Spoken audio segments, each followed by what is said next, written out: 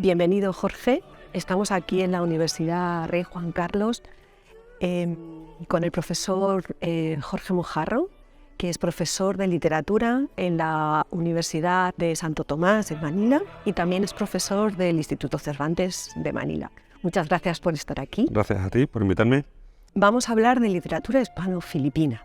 Así que vamos a imaginarnos que estamos en un galeón navegando por el Océano Pacífico. Llegamos a Filipinas más o menos a finales del siglo XVI, principios del siglo XVII, y me gustaría que nos contaras un poco qué es lo que nos encontraríamos en Filipinas, qué ambiente cultural, qué ambiente intelectual nos encontraríamos en Filipinas en aquel momento. Bueno, en todas Filipinas no tanto, yo hablaría más de Manila. Manila sería, digamos, un enclave occidental, de la cultura occidental en Asia. Y en aquel momento se estaba, digamos, a finales, como Legazpi llegó, fundó Manila en 1571, pues todavía es una cosa como muy, en un estadio muy embrionario, se diría, ¿no? Como, pues estaban fundando pequeños colegios, que eran como universidades pequeñitas, ¿no? Y la cultura fundamentalmente estaba representada por los frailes, que tenían muchísima formación. Sí, eran formación lingüística, eran historiadores, eran arquitectos, algunos eran ingenieros, sí. Entonces digamos que también había soldados con formación y funcionarios públicos con formación y había gente con bibliotecas. Han encontrado gente que se llevó su biblioteca desde Sevilla o desde México hasta Manila, sí. Y también se conoce de gente que intentó abrir una librería, sí. ¿En qué fecha? En 1580 y algo. Muy pronto. Sí. Pero el intento parece que fue frustrado porque no existe el documento que cuenta la intención de montar la librería, pero no hemos encontrado nada más, ¿no? Probablemente, pues, como no habría suficiente demanda, porque también Manila, al estar en la ultraperiferia, pues entonces no había muchos españoles, tampoco había muchos incentivos para irse a Manila, tampoco incentivos económicos, digamos, ¿no? Entonces, digamos que al final, aunque se hizo algunos intentos por llevar mucha población civil y profesionales, ¿no? Para crear una comunidad más amplia, al final Manila se constituyó como la cultura letrada europea, pero fundamentalmente frailuna, ¿no? Que no estaba restringida a lo religioso, pero era, digamos que ese era el elemento más importante. Ahora que tenemos todo ese ambiente, estaban intentando constituir esa cultura letrada. Ahí es donde creo que en tus estudios sobre literatura hispano-filipina colonial planteas el comienzo de lo que sería este área de estudios nueva. ¿Podrías explicarnos un poco cuál sería la idea, el por qué este nombre, por qué hablar de literatura hispano-filipina colonial? Bueno, porque se crea no solamente a partir de Legazpi, yo creo que incluso un poco antes, se crea un discurso acerca de Filipinas, que antes no existía, como una entidad propia, ¿sí?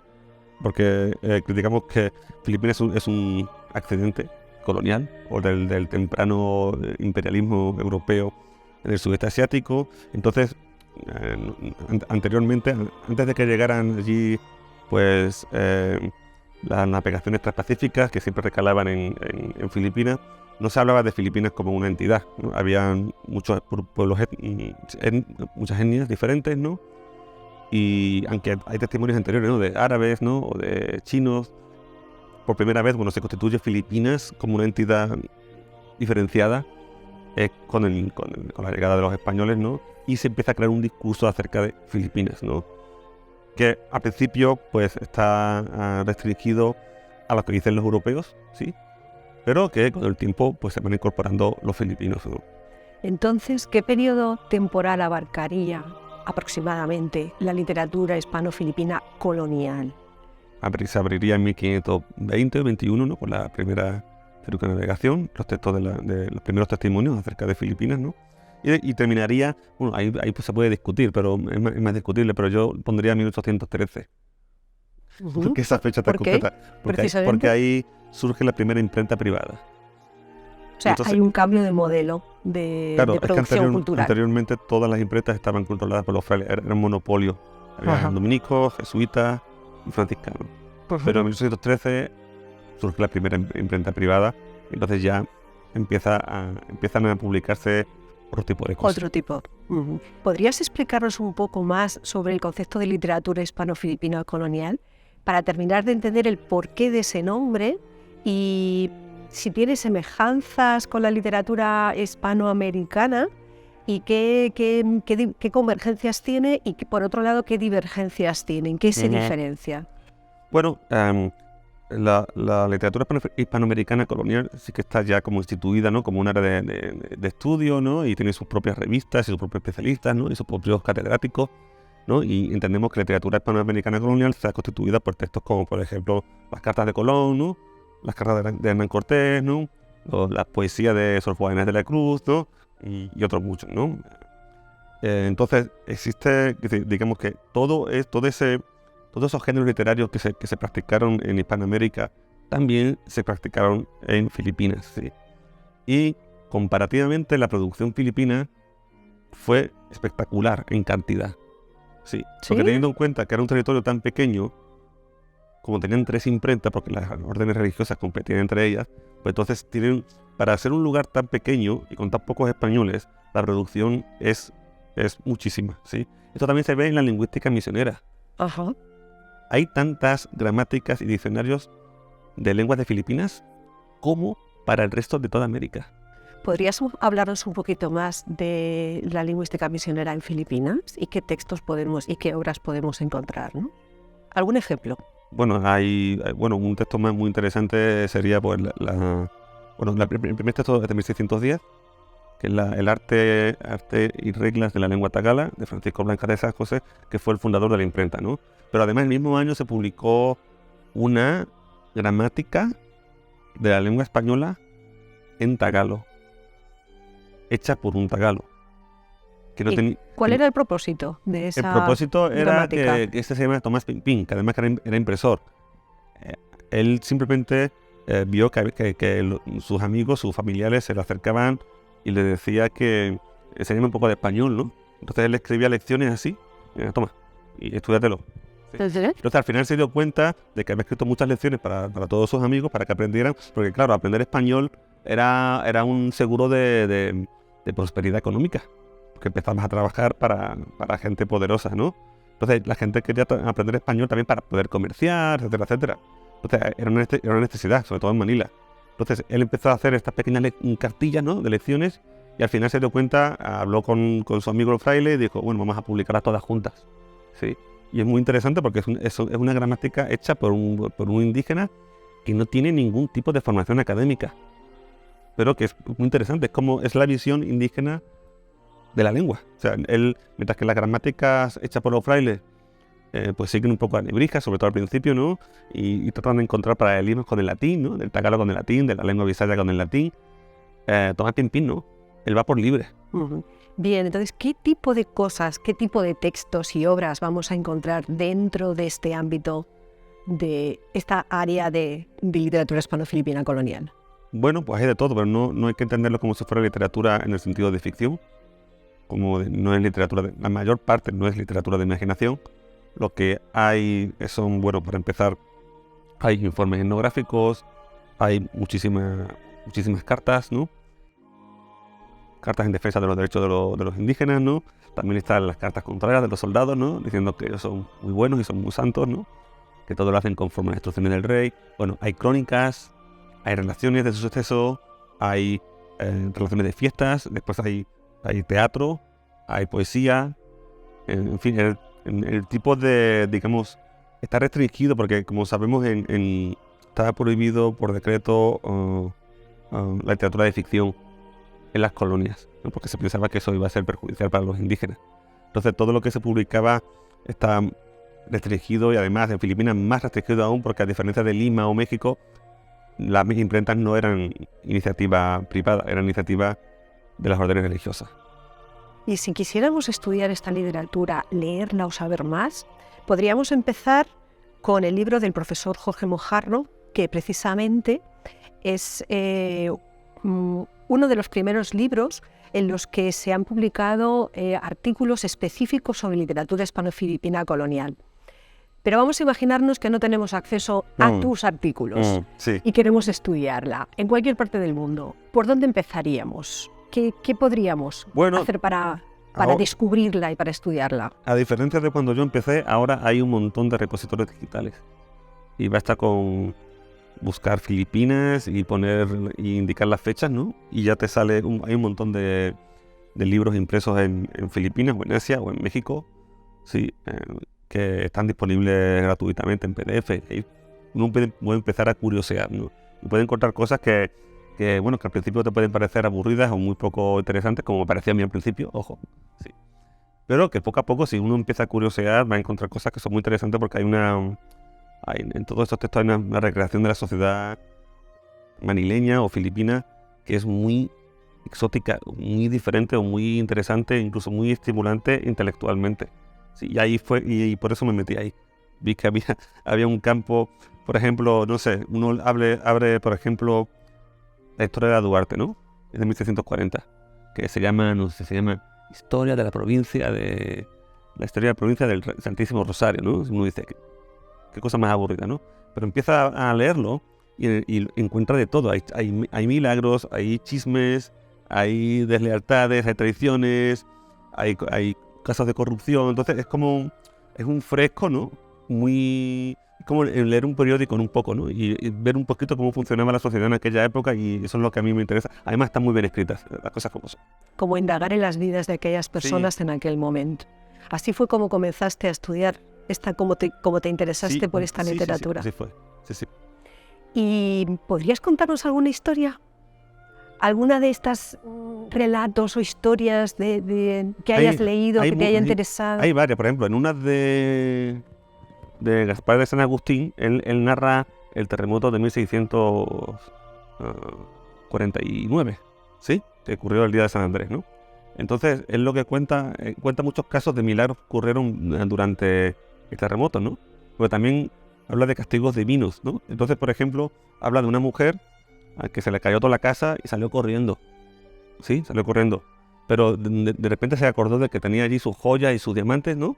Y cuando fue a recogerlos, pues el techo se le cayó encima y murió, ¿no? Entonces el cronista dice, eso le pasa por ser tan avariciosa, ¿no? Porque es un castigo divino, por ser, ¿no? Hay que pensar en la salvación espiritual, no en las cosas materiales, ¿no? Por ejemplo. ¿Sí? O también ese terremoto afectó a dos amantes, ¿sí? Que según él dice estaban teniendo comunicación ilegítima. Ese es el eufemismo que usa, ¿no? Entonces se les cayó el techo también encima, ¿no? O otro caso aún más gracioso, tenemos a la primera persona que hizo senderismo en Filipinas, que es el padre Marín, un dominico. Muy interesante. Sí, él cruzó 2 veces desde Cagayán hasta Vigan. Sitúanos un poco la isla de Luzón, físicamente. La isla de Luzón es un poquito como cuadrada por arriba, ¿sí? Pues para cruzar de un lado a otro son 2 valles, entonces, y en medio hay montañas, sierra, pero con junglas. No es montaña europea.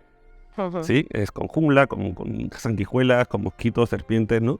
Y también hay tribus indígenas que no habían sido contactadas. A finales del siglo XVIII todavía hay muchas tribus que no habían sido contactadas por digamos, el hombre blanco. Entonces, él la primera vez que cruza eso, se cruza ese trecho que le tardó un par de semanas, ¿no? Y después cuenta las cartas, lo que hizo. Él se hizo acompañar por un líder local, ¿sí? Y cada vez que llegaba a un pueblo, todo el mundo salía corriendo, ¿sí? ¿Por qué? Un pueblo tras otro, y hasta el final llega un pueblo donde hay un viejo que es tan viejo que no puede correr, ¿sí? Entonces está así con el bastón y dice, tributo, ¿sí? Entonces se comunica con el acompañante y se enteran de que ellos tienen miedo del demonio, y el demonio se llama tributo. Entonces Qué interesante. ellos habían interpretado que los impuestos es el demonio, y el impuesto lo trae una persona, el tributo lo trae una persona blanca. Entonces al ver al blanco, automáticamente salen corriendo, ¿sí? Muertos de miedo. Para estudiar esta época principalmente hay que leer los estudios del profesor Jorge Mojarro, que además ha hecho una tesis doctoral. Su tesis doctoral es específicamente sobre este tema y de algún modo define, al menos en una fase inicial, define lo que sería la literatura hispano-filipina colonial. Entonces me gustaría que nos recomendaras algo que leer desde un punto de vista más académico, tanto algún artículo tuyo como de otras personas que pueda ser interesante, y que nos des ideas de futuro, y también para personas que no sean desde el punto de vista académico, que no sean tan profesionales, pues alguna recomendación de lectura. Bueno, así desde el punto de vista de la literatura colonial, la verdad es que desgraciadamente son muy pocos, ¿sí?